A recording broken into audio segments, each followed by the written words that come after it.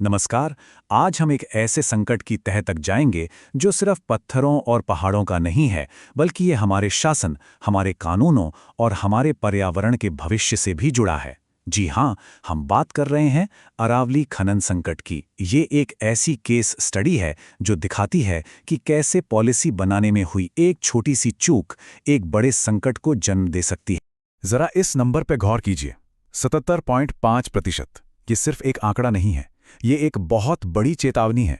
सोचिए, राजस्थान में अवैध खनन के जितने भी मामले दर्ज होते हैं, उनमें से लगभग 77% से ज्यादा सिर्फ एक ही जगह से आते हैं, अरावली क्षेत्र से।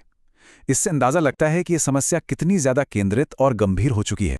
तो सवाल यही उठता है कि आखिर दुनिया की सबसे पुरानी पर्वत श्रृंखलाओं में से एक, जो हमारी एक तरह से इकोलॉजिकल लाइफलाइन है, आज खनन माफिया के निशाने पर क्यों है? इसी सवाल का जवाब हम इस पूरे संकट की जड़ तक ले जाएगा। इस पूरे मामले को समझने के लिए हम इसे कुछ हिस्सों में देखेंगे। सबसे पहले हम समझेंगे कि ये संकट कितना बड़ा है। फिर उस कानूनी लूप होल की बात करेंगे जो इस संकट को हवा दे रहा है। 100 मीटर वाले विवाद को भी समझेंगे, जानेंगे कि हम क्या खोने की कगार पर हैं, और आखिर में गवर्नेंस के लिए इससे क्या जरूरी सबक मिलता है, उस पर भी बात करेंगे। तो चलिए इस विश्लेषण की गहराई में उतरते हैं।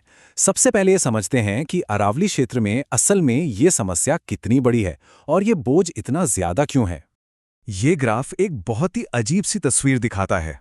एक तरफ देखिए, अरावली क्षेत्र में राज्य के 45% से भी कम कानूनी खनन पट्टे हैं, लेकिन दूसरी तरफ जब अवैध खनन की बात आती है तो 56% से ज्यादा मामले यहीं से आते हैं। ये साफ साफ दिखाता है कि कानूनी तौर पर माइनिंग भले ही काम हो, लेकिन गैर कानूनी गतिविधियां यहां चरम पर हैं।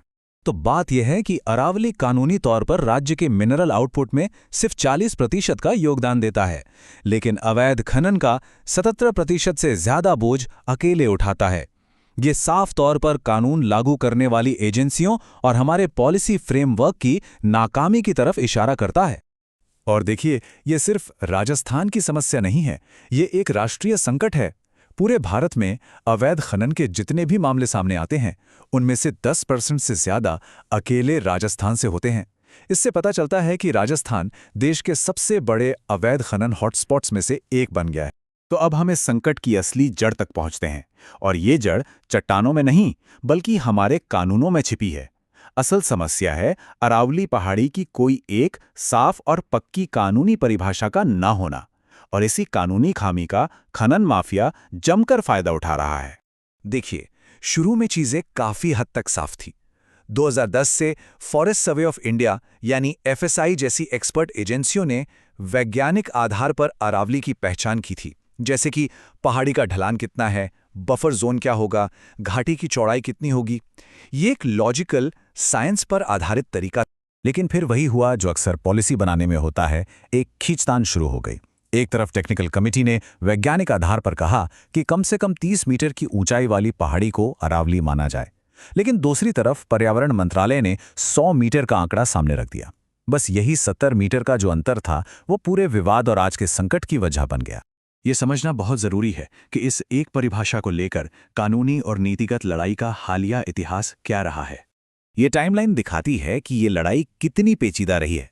सुप्रीम कोर्ट को दखल देना पड़ा, एक कमेटी बनी, लेकिन आखिर में मंत्रालय का 100 मीटर वाला पैमाना ही अपना लिया गया, जो एक बड़ा झटका था। पर जब नागरिक समाज और एक्सपर्ट्स ने जोरदार विरोध किया, तो इस फैसले पर रोक लगानी पड़ी। ये दिखाता है कि जुडिशियल ओवरसाइट और पब्लिक प्रेशर कितना मायने रखता है। और ये विरोध बेवजह नहीं था। एफएसआई जैसी वैज्ञानिक संस्थाओं और एमिकस क्यूरी, जो अदालत की मदद के लिए नियुक्त एक निष्पक्ष विशेषज्ञ होते हैं, उन्होंने खतरे की घंटी बजाई थी। उन्होंने साफ साफ चेतावनी दी कि 100 मीटर का नियम ज्यादातर पहाड़ियों को कानूनी सुरक्षा के दायरे से ही बाहर कर देगा, जिससे पूरी पर्वत श्रृंखला का अस्तित्व ही खतरे में पड़ जाएगा। ये पूरा मुद्दा सिर्फ खनन या कानूनी परिभाषाओं का नहीं है। दांव पर इस इलाके का पूरा इकोलॉजिकल बैलेंस लगा हुआ है। देखिए, अरावली सिर्फ पहाड़ियों का एक झुंड नहीं है, ये राजस्थान की धड़कन है। जरा इन आंकड़ों पर नजर डालिए। ये राज्य के 20 जिलों से होकर गुजरती है। 3 अहम टाइगर रिजर्व्स रणथंभौर, सरिस्का और मुकुंद्रा इसी का हिस्सा है, और 16 वाइल्ड लाइफ सैंक्चुरीज को पनाह देती है। ये एक बहुत बड़ा इकोसिस्टम है जो लाखों लोगों और अनगिनत जीव जंतुओं को सहारा देता है। अरावली का रोल बहुत बड़ा है। ये एक प्राकृतिक दीवार की तरह थार रेगिस्तान को आगे बढ़ने से रोकती है।